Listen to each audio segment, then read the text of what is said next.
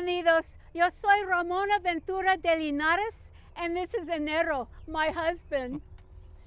We are standing under this nice tree, but my resting place, it's up the hill, in the sun. I'm over there, closer to California Avenue.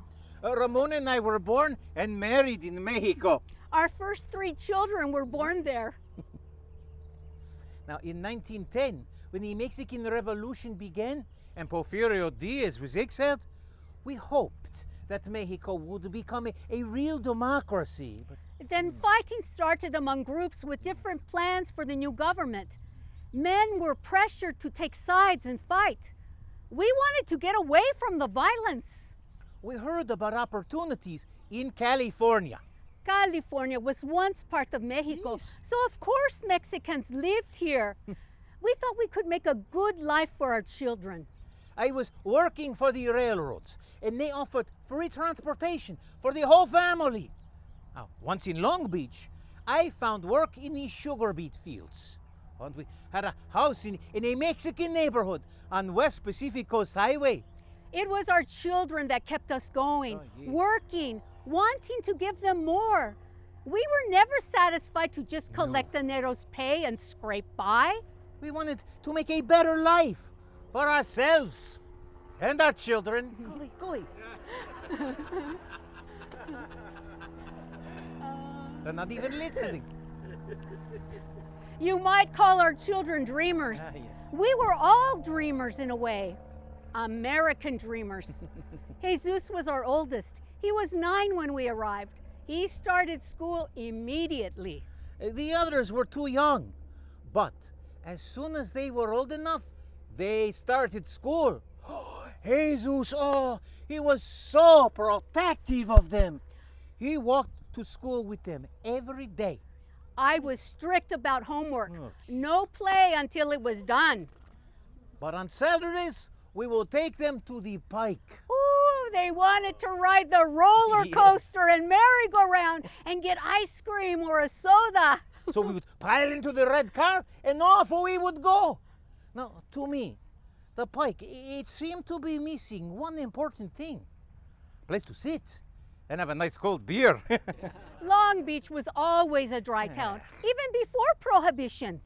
Oh, the cities around us saw booze, like Wilmington and Seal Beach. In 1920, Prohibition made it illegal everywhere. But booze didn't go away. It just went underground. The beet farms didn't pay us very Oh, God, much. no. We had 8 children to raise. And they wanted the things that the other kids had. Now, I knew some guys at work who made cash on the side, selling moonshine. I thought, I could do that too. I worried, but I knew how much it meant to Genero to give our Yes. children what they wanted. I trusted him to be careful. I was never big time. See, I only saw 2 friends, or friends of friends.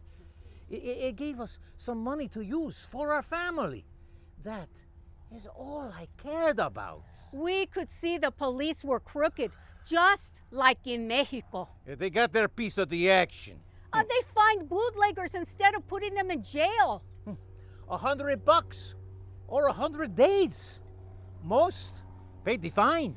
They didn't want anyone to stop. They were making money off the fines. And the cops, see, they were making so much money that they used some of it to start some booze squads, to go after more bootleggers. It was a bad time to be me. It was Sunday in the afternoon. We went to church in the morning. I made lunch and friends came by. Jesus, our oldest son, he was 19. He was not a boy anymore. So he sat with the men. But he did not take a drink that day. There was a knock on the door. It was 2 guys who were there to pick up some hooch. And a friend said these guys were okay. It was a sting. Officers Lewis and Romero. They told us to shut up and stay where we were. They told me that I was under arrest. They began searching the house, opening cabinets, moving furniture. He was angry and desperate. I mean, my kids were there. I did not want them to see these things. So when the cops weren't looking, I pulled a butcher knife in the kitchen. Why did you do that? Why? As the cops walked through the dining room, they found the false floor and the moonshine under it. Everyone was scared. A couple of Genero's friends began shouting at the cops. I could hear my babies crying. I looked at Ramona. It was awful. Jesus was yelling at the cops, standing up for his father. So as the cops walked me out onto the porch, I pulled the knife. But I did not touch them. One officer backed up and fell off the porch. And I jumped right on top of him. I was ready for a fight. Jesus was behind them with a brick in his hand. He lunged at the officer. At the same time, I heard the gunshot. Did Jesus hit them before they shot me or after? I don't know, but I do know this. That cop murdered my husband. Jesus, he kept trying to hit the cops, so they called the riot squad. Your friends did not make it easy on the police. Good! I'm glad. I was killed right in front of them for a little bit of whiskey. They took you to Seaside Hospital. Yes. They told me you died instantly from the gunshot. Jesus was arrested for assault. Back at our house, our family and friends, to the cops, they were just a bunch of drunk Mexicans. Newspapers, they ran their version of this story. My real worry was for the kids. That was a horrible day. I didn't want that to be their only memory of their father. No. You were strong for them. It was up to me now. Yes. I thought about going back to Mexico, but it was a foreign country to our children.